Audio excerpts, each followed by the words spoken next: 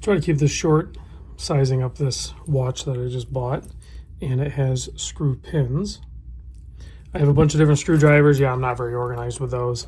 Real quick, you want to use the correct size, and you definitely don't want to use one that has a damaged tip like that. That's going to give you problems. Get that tip sharpened or replaced.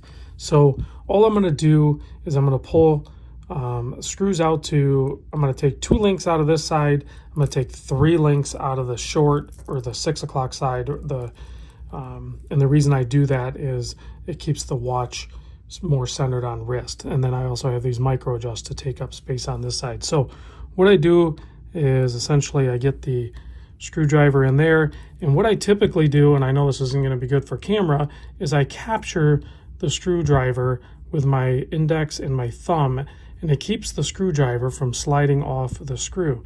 I unscrew the screw until I feel it hit the threads, and that just did it. And then you can usually grab it. In this case, I can't grab it, but there's a hole on this side.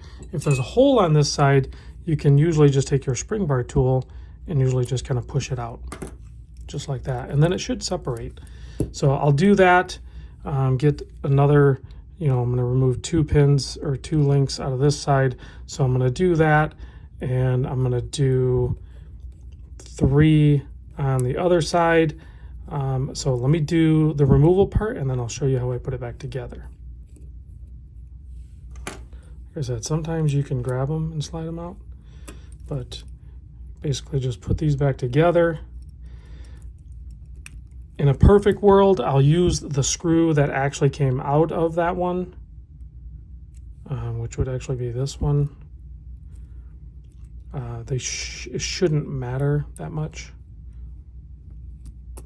Go ahead and get it to drop in there, and then kind of do the same thing. I capture it, I backspin and push down a little bit until I hear it and feel it drop over that thread. And then I go forward, and again, I keep centering the blade of the screwdriver so it doesn't slip off. Otherwise, it can slip off and jab you in your thumb, and I actually had that happen and ended up having to have surgery on my thumb. It was pretty gross and pretty painful. It's probably rare that happens, but it does happen. And when you're tightening this down, you want to kind of give it a visual. You don't want to these are small screws and small links. You want to make sure it's tight and below the link a little bit. I might be able to go a little bit more compared to the other ones, but I also don't want to break the screwdriver bit. I can feel it flexing a little bit, so that's about as far as I need to go.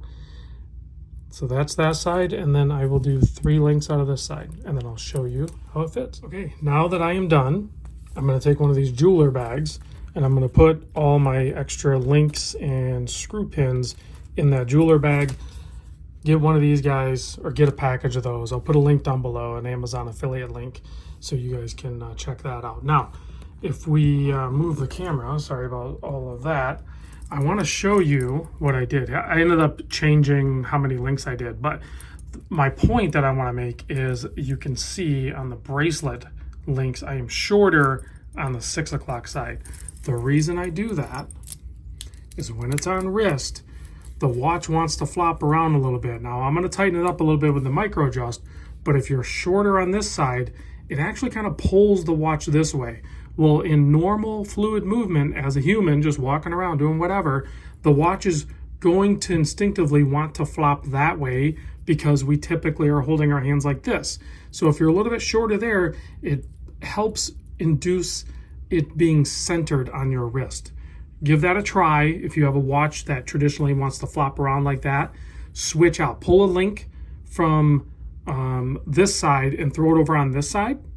Pull a link from your 6 o'clock side and throw it on your 12 o'clock side on a watch that you've already sized, and tell me that doesn't work. That works out great. So now I have micro adjust that I can tighten it up a little bit, and it's sized perfectly for my wrist. Hopefully that helps. If you guys have any questions, or if there's anything you want to see me try to accomplish or explain, chime in down in the comments down below. If this video was helpful, please like and subscribe. I will see you on the next video.